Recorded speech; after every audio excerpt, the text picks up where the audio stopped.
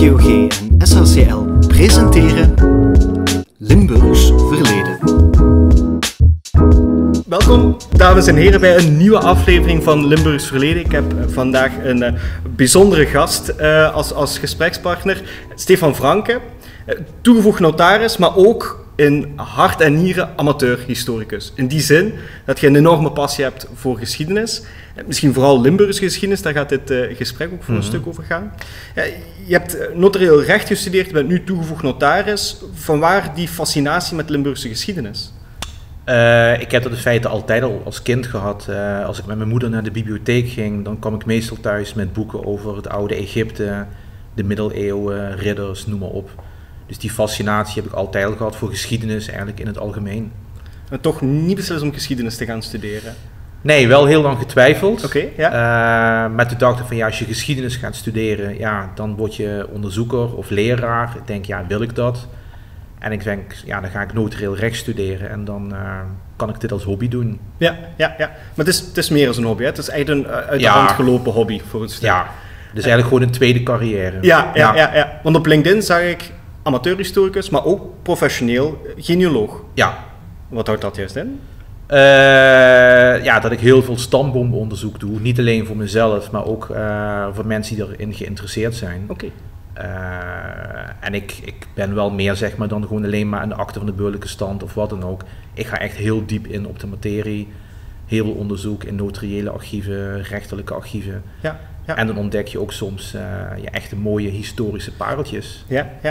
En dan levert je eigenlijk een soort van dossierboekje op waar dat mensen hun volledige familiegeschiedenis tot een bepaald punt mensen kunnen dan zelf kiezen van goh, wat ze allemaal willen. Willen ze ook beroepen erbij? Willen ze handtekeningen erbij? Signalementen. Ja. Dus afhankelijk van wat voor pakket dat je dan kiest.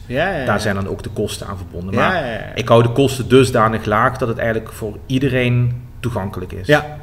Oké. Want ik vind van belang dat iedereen in ieder geval de gelegenheid moet krijgen om iets te weten van zijn eigen familie. Ja, waarom is dat zo belangrijk voor u?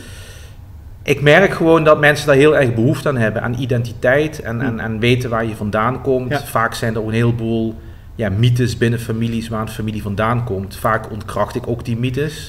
Dat is een beetje het vooroordeel van genealogie, dat mensen altijd wel proberen om familielid van Karel V ergens. Ja, of dat ze uit Frankrijk komen, maar vaak komen ze dan gewoon uit Wallonië. Maar het is gewoon leuk om te weten waar je vandaan komt. Ja. En hoe zijn de reacties dan van mensen? Want ik neem aan dat je op het moment samen zit met hun om het document te overlopen. En wat soort van reacties krijg je dan? Vaak heel enthousiast. Ja, vaak ook als Maastrichtse families betreft, dat ze ook gewoon leuk vinden om te weten, goh, waar hebben mijn voorouders gewoond? Wat hebben ze meegemaakt? Konden ze wel of niet schrijven? Wat voor beroepen oefenden ze uit? En hoe zijn ze ooit in Maastricht terechtgekomen? Ja, want de meesten zijn gewoon gemigreerd naar Maastricht gegaan. Ja, heel veel invloed, zeg maar, militairen die hier zijn blijven hangen. Zowel voor als tijdens de Franse tijd, maar ook na de Franse tijd natuurlijk. En dat geeft toch wel een beetje extra jus aan je familiegeschiedenis. Ja, kan ik me voorstellen. Zelf heb ik ook een van mijn voorouders, die is als militair hier terechtgekomen. En die is ook met Napoleon in 1812 naar Rusland gegaan. Oh, oké. En daar dan waarschijnlijk gestorven? Nee, die heeft het wonderbaarlijk overleefd. Hij was pontonier. En bijna alle pontoniers die zijn eigenlijk gesneuveld daar. Ja. En hij heeft het overleefd en heeft nog een barre tocht door Midden- en Oost-Europa gemaakt. En uiteindelijk is hij in 1815 in Maastricht terechtgekomen. En heeft hij een Maastrichts meisje leren kennen, Ja, met een hele achtergrond. En dat zijn wel de mooie dingen die je kunt ontdekken, Zijn er zo nog interessante anekdotes van onderzoek dat gedaan? Dingen die echt opvielen? Bijvoorbeeld een voorvader van mij die in de aantocht van de belegering van Maastricht in 1748 zijn testament maakt. Hij is dan militair in Hollandse dienst en twijfelt of hij het gaat overleven. Oh ja, oké. Ja. Dus een soort van ego-document echt in dat testament. Hij beschrijft ook de omstandigheden. Ja, en dat is gewoon leuk als je de omstandigheden kent. Ja. En daar waren ze vroeger veel beter in. En nu doen notarissen eigenlijk heel zakelijk feiten constateren. Ja. En vroeger werd er toch een heel verhaal omheen gebouwd. Ja. Oké. Naast genealoog en amateurhistoricus zijt je ook enorm succesvol met je sociale mediakanalen. Hè? Je hebt een Facebookpagina, Historia Trajecten Mozam. Ja, bijna 16.000 volgers. Ja. Verklaar dat succes eens. Het is gewoon als een grapje begonnen. En vrienden van mij zeiden, goh, je weet zoveel, zet dat op Facebook en dan maak je er een leuke pagina van.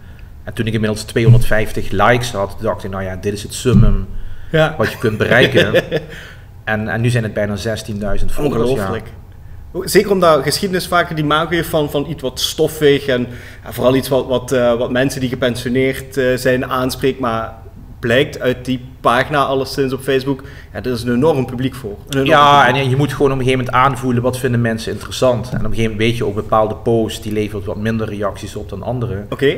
Maar mensen vinden het heel leuk om zeg maar hedendaagse situaties en oude situaties met elkaar te vergelijken. Gebouwen, locaties, oude krantenartikelen, dus reclames van oude cafés, restaurants, noem maar op. Ja. En een heleboel familiegeschiedenis plaats ik erop. Tuurlijk, ja. En dat levert gewoon heel veel reacties op, Ja, zeker ook omdat, wat je als eerste zei, mensen hebben altijd het idee dat er historische parallellen zijn of het stereotype, de geschiedenis herhaalt zich en tot op zekere hoogte klopt dat wel. Het gaat niet helemaal om, maar tot op zekere hoogte wel. Het is vooral heel interessant om te zien, wat was er vroeger, wat hebben we nu, wat zijn de overeenkomsten, wat zijn de verschillen daarin. En wat is er nog overgebleven van het oude Maastricht? Ja, en dat is best veel gelukkig. Ja, we zitten hier in een luxe positie. Ja? In vergelijking met andere steden dan... Kijk, we zijn natuurlijk monumentenstad nummer 2 hier. En dat is natuurlijk een heleboel is afgebroken, gesneuveld en noem maar op. Ja. Maar ik denk wel dat we... van geluk mogen spreken. Ja, precies. Ja. Dus je zet die Facebookpagina op en dan gaat je dagelijks of om de paar dagen een post maken. Ja. Hoe gaat het in zijn werk? Je moet er echt voor neerzitten, neem ik aan. Ja, maar het gaat vaak heel spontaan. Okay. Ik ga gewoon denken, goh, wat ga ik vandaag posten? En dan ga ik ook bijvoorbeeld op Delver kijken van, goh, kan ik leuke krantenartikelen vinden. Ja, voor de luisteraars misschien, Delver is een online archief eigenlijk voor oude krantenartikels en je kunt ze gewoon downloaden. En dan kun je met trefwoorden zeg maar artikelen vinden. En dan de ene keer vind ik een artikel over een 19e eeuwse moord in Maastricht en een ongeluk, noem maar op. En dan ga ik altijd ook achterhalen, goh, wie zijn die personen die daar genoemd worden. Ja. Dat soort van digitaliseringsprojecten maakt het ook wel makkelijker om als genealoog, als historicus. Vroeger moest je ze aanvragen, kranten waren vaak een hele slechte staat. Nu zijn ze volledig gedigitaliseerd, dus echt heel goed dat dat initiatief er gekomen is. Kijk, als ik nu genealogisch en historisch onderzoek vergelijk met 15 jaar geleden, dat is gewoon een wereld van verschil. Ja. Nu kun je een heleboel, vanuit je huiskamer kun je alles opzoeken. Neemt ook wel een heel klein beetje weg van de magie van een archief. Ja. Maar als je weinig tijd hebt en er zijn beperkte openingstijden in een archiefdienst, dan Ja, nee, dat is waar. Maar er is iets magisch, alleszins voor mij als historicus. Middeleeuwse bronnen vasthouden, het handschrift zien, de documenten zelf vasthouden, een soort van rechtstreekse. Kijk, als ik gewoon een document zie met een originele handtekening van een voorouder, ik krijg er wel een heel speciaal gevoel bij. Ja, kan je me voorstellen. Ja. Wat zijn zo de topstukken die je al vast hebt gehad? Wat ik zelf heel mooi vind, dat is de opnameregisters van ziekenhuis Calvarieberg. Dus dat zijn van die enorm grote boeken. Ja? En er worden alle patiënten die worden daarin ingeschreven. Met symptomen? En met inderdaad wat de reden was dat ze werden opgenomen, de opnamedatum. Of ze daar kwamen te overlijden, wat hun persoonlijke spullen waren als ze kwamen te overlijden. Dus je kunt dan ook van voorouders en verwanten gewoon opzoeken van goh. Dan krijg je een soort van inzicht in voor een ook een economische doorsnede in welke goederen dat ze bij zich hadden. En notariële actes, die vind ik gewoon heel erg interessant. Natuurlijk ook vanwege mijn professionele achtergrond. Maar notariële actes, die geven heel veel inzicht in het menselijk leven. Op welke manier? Ik heb ze nooit vast gehad. Ja, mensen gingen vroeger echt voor elke gelegenheid naar de notaris. Dus werd je op straat uitgescholden door je buurvrouw. Dan wilde je je eer beschermen. En dan ging je naar de notaris en dan zei je van, goh notaris, ik wil dat je naar haar toe gaat. En zij moet daar excuses aanbieden. En een heleboel getuigenverklaringen. Dus als je het vermoeden had dat je buurvrouw een prostituee was, ja, dan ging je naar de notaris en dan ging Om je dat vast te leggen. om dat te laten vastleggen, ja. Oké. Dus er staat een volledige doorsnee eigenlijk van de maatschappij in. Ja. De notaris was het eerste aanspreekpunt. Heel veel loketten bestonden er natuurlijk nog niet zoals we die nu hebben. Vanuit de staat, vanuit de gemeente. Dus en dan heb ik het met name dus eigenlijk over de 17e en de 18e eeuw. Ja. Ja. Vanaf de 19e eeuw gewoon, het Koninkrijk der Nederlanden, dan wordt alles toch gewoon zakelijker. Ja. En dan nemen notarissen ook niet meer zeg maar de jus op van het menselijk leven. Ja. Is er zo al een archiefvondst geweest, hè? Waar dat je heel trots op bent of wat echt tot de verbeelding sprak? Zelf had ik dat moment dat ik een document vond uit de periode van de Zwarte Dood die verloren geacht was. Heb je zelf zo ook iets meegemaakt in het archief? Nee, ja, niet specifieke stukken, maar wel vondsten dat ik denk van, goh, dit is wel heel prachtig.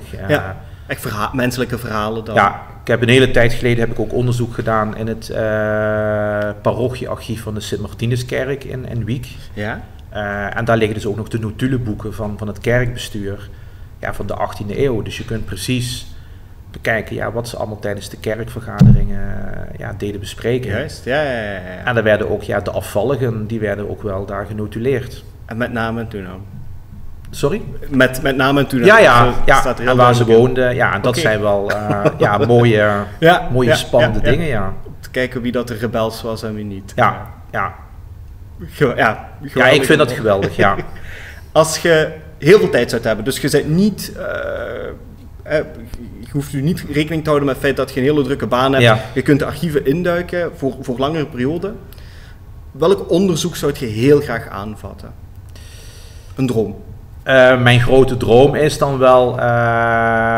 ik blijf dat notariële archief verhalen. Ik zou heel graag dan het hele Maastrichtse notariële archief willen gaan ontsluiten. Oké. Dus eigenlijk gewoon alle notariële actes gewoon doornemen. Een idee hoeveel dat het er zijn? Het zijn er enorm veel. Ik weet niet hoeveel... Duizenden waarschijnlijk? Ja, 10.000. Maar ik zou wel echt gewoon echt historisch onderzoek willen gaan doen. Ja. Maar ze zijn nog niet digitaal ontsloten? Nee, ze zijn wel op Family Search.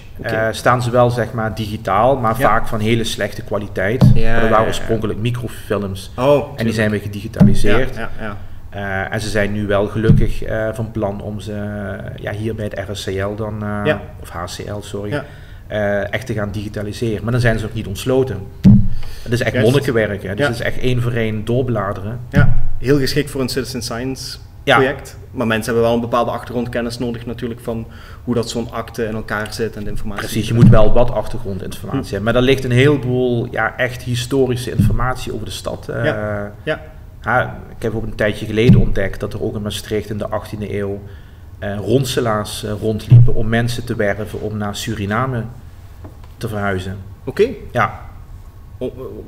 Om gebiedsontwikkeling of wat was dat? Ja, ze hadden natuurlijk arbeiders nodig, soldaten, noem maar op. En dan werden mensen gewoon in steden geronseld met mooie beloftes.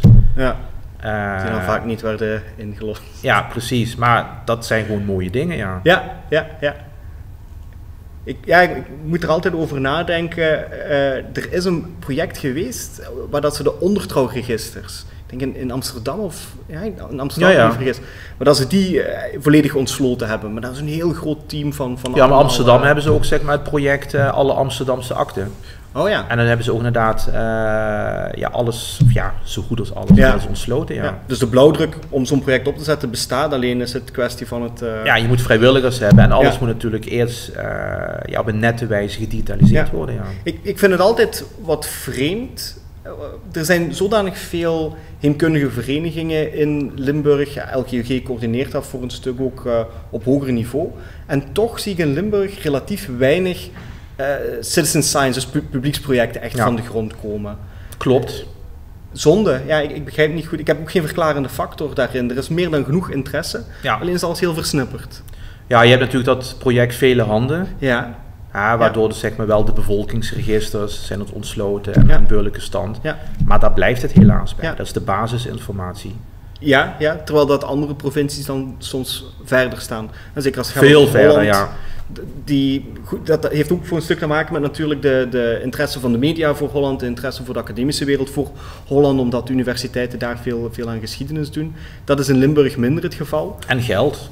Ja, maar geld vloeit ook weer binnen door de interesse die natuurlijk vanuit hoger hand getoond wordt. Waardoor dat Limburg wel altijd voor een stuk perifere regio blijft daarin. En Belgisch Limburg heeft dat eigenlijk net hetzelfde. Terwijl het wel een heel interessant gebied is. Absoluut, ja. Ook complex. Zeker op bestuurlijk niveau en ook de verschillende politieke en bestuurlijke entiteiten zeer versnipperd. Echt een lappendeken. Ja. Dat maakt het soms wel iets complexer, denk ik, voor mensen. Hebben ze die nuance die je moet aanbrengen in een gebied als Limburg, dan heb ik het zeker over beide Limburgen. Het is niet altijd heel eenvoudig te doen.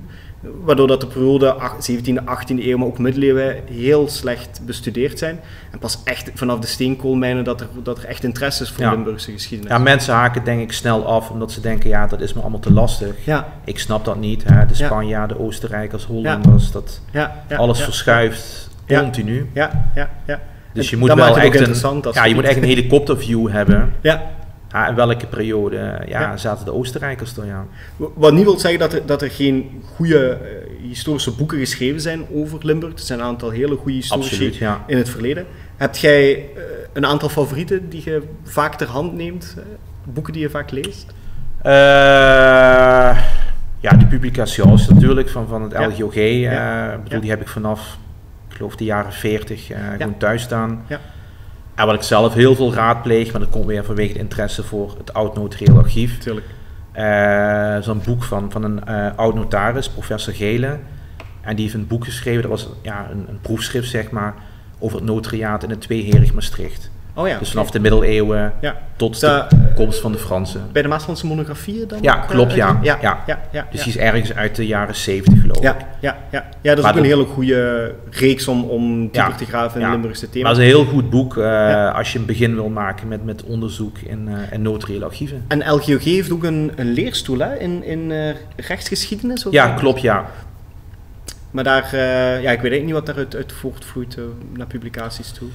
Ja, er zijn ook wel vaker publicaties uit voortgevloeid, Het enige, denk ik, probleem voor een stuk is dat er hele goede dingen binnen Limburg gepubliceerd worden, maar dan vooral voor een Limburgs publiek, waardoor dat het veel moeilijker zijn weg vindt naar een groter nationaal en misschien ook internationaal publiek. Ja. Dat vind ik vaak heel erg zonde. Mensen krijgen, en ook in de academische wereld, als het over publicatie gaat, zijn het toch altijd de usual suspects.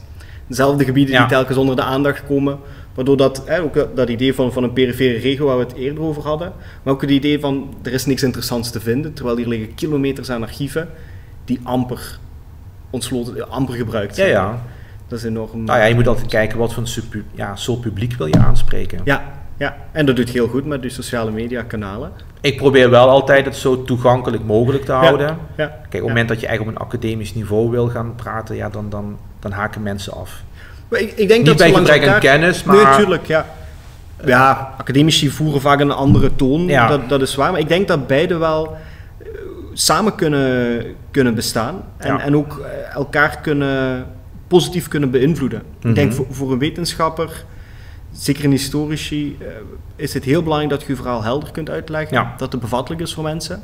Maar tegelijkertijd, en dan merk je soms ook dat auteurs daar wat moeite mee hebben, is het ook belangrijk om dat verhaal binnen een groter kader te plaatsen. Zodat je juist uit dat isolement geraakt en zodat je echt kunt aantonen dat een gebied als Limburg, ik bedoel dan beide, daarom zei ik gebied, ook een heel interessante regio is om studies over te voeren, om iets te kunnen zeggen over een groter geheel. De troepenbewegingen die hier gebeurd zijn, de fourageringen, notariële akten. Vaak beseffen we niet hoe uniek sommige bronnen zijn die we hebben, omdat we het niet vergelijken met andere situaties. Of andere... ik probeer het wel altijd in het grote Europese historisch toneel te plaatsen. Kijk, als je inderdaad gebeurtenissen vindt in notariële archieven uit de jaren 40 van de 18e eeuw, dan moet je dat gewoon kunnen plaatsen tijdens de Oostenrijkse successieoorlog. En alles draait er omheen.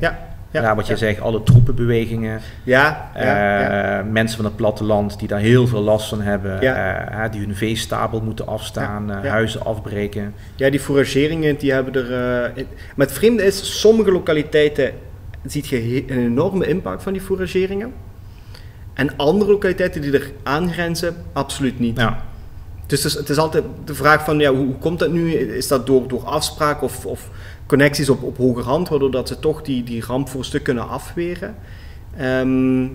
Dat interesseert me ook wel heel erg. En zeker plattelandsgeschiedenis vind ik daar een heel interessant in, omdat de steden zichzelf over het algemeen wel een stuk konden beschermen, tenzij onder directe belegeringen. Maar met gewoon troepenbewegingen die zelfs niet in Limburg hoefden te zijn, die gewoon doortrokken, had het platteland nog altijd heel veel schade. Ja.